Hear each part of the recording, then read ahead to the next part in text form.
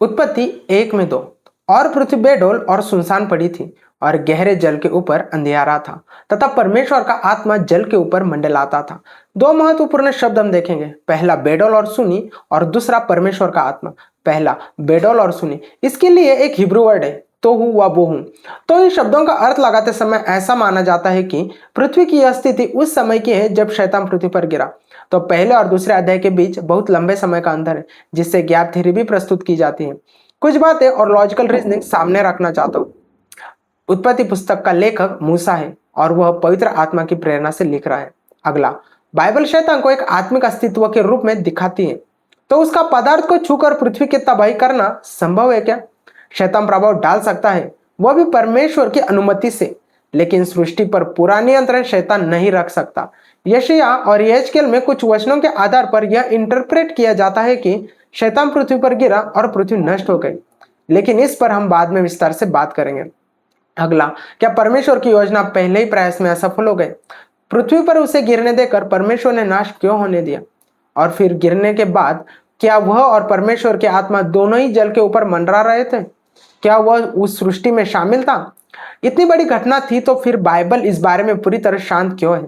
अगला, सबसे महत्वपूर्ण बात, आप सोचिए कि परमेश्वर हर दिन कह रहा है यह अच्छा है, यह अच्छा है, यह अच्छा है। अगला, परमेश्वर एक प्रोग्रेशन में काम कर रहा है, धीरे धीरे, स्टेप बाय स्टेप। मनुष्य जब देखेगा तो वह एक शुरुआत से ही देखेगा, एक ऑर्डर में। तो ऐसा कहा जा सकता है कि मूसा को पृथ्वी के आकारविहीन और सुनिश्चित से परमेश्वर ने दिखाना शुरू किया और आगे ले गया। अगला, उत्पत्ति दूसरा अध्याय पहला और दूसरा वचन स्पष्ट कहता है कि परमेश्वर ने आकाश और पृथ्वी का सारा काम 6 दिनों में पूरा किया और 7वें दिन विश्राम किया। सारा काम पूरा हुआ, यह शब्द बहुत महत्वपूर्ण है। अगर पहले दिन से पहले कोई बड़ी घटना जैसे शैतान का गिरना और पृथ्वी का नाश हो गया होता तो सारा काम 6 दिनों में पूरा हुआ, यह वाक्य अधूरा हो जाता। अगला, कुछ लोग कहते हैं कि उत्पत्ति में बताए गए हर दिन में बहुत लंबा समय भी हो सकता है, लेकिन निर्गमन 20 और 11 में परमेश्वर मनुष्य से कहता है कि 6 दिन काम करो और 7वें दिन विश्राम करो, क्योंकि परमेश्वर ने भी ऐसा ही किया। यह एक बहुत महत्वपूर्ण बात समझ में आती है। परमेश्वर स्वयं समय की सीमा में नहीं है, वह टाइम बाउंड नहीं है, फिर भी वह मनुष्य को एक टाइम बेस्ड पैटर्न देता है।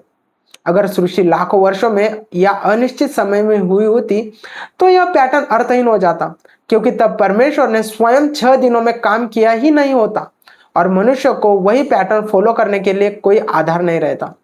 इसलिए स्पष्ट होता है कि परमेश्वर ने जानबूझकर सृष्टि का काम 6 दिनों में पूरा किया ताकि मनुष्य उस पैटर्न के अनुसार जीवन जी सके। इसका अर्थ है परमेश्वर समय के परे होकर भी समय में कार्य करता है।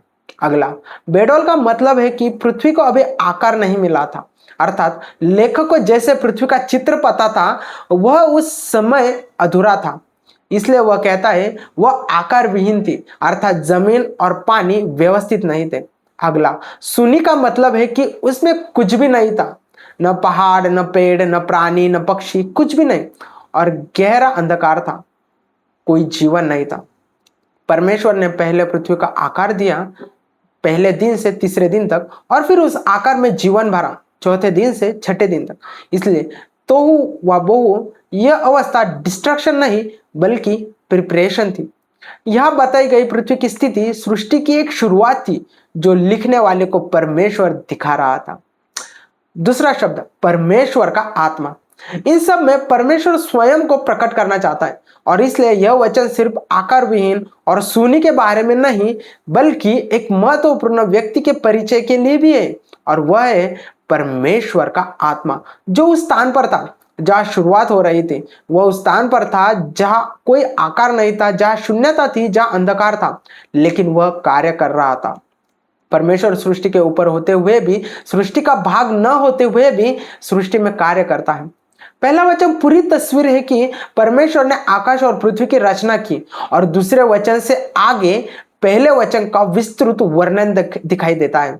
इसलिए आकारविहीन, बेडौल और सुनी यह अवस्था शैतान की वजह से हुई होगी ऐसा निश्चित रूप से नहीं कहा जा सकता। अंतिम निष्कर्ष, उत्पत्ति 1:2 किसी भी नाश के बाद की अवस्था नहीं है, बल्कि सृष्टि की शुरुआत की एक ऐसी अवस्था है जो अभी न बनी थी और न भरी गई थी। उस अंधकार, खालीपन और अव्यवस्था के बीच भी परमेश्वर का आत्मा सक्रिय था, जो व्यवस्था, जीवन और उद्देश्य लाने के लिए कार्य कर रहा था। आमीन।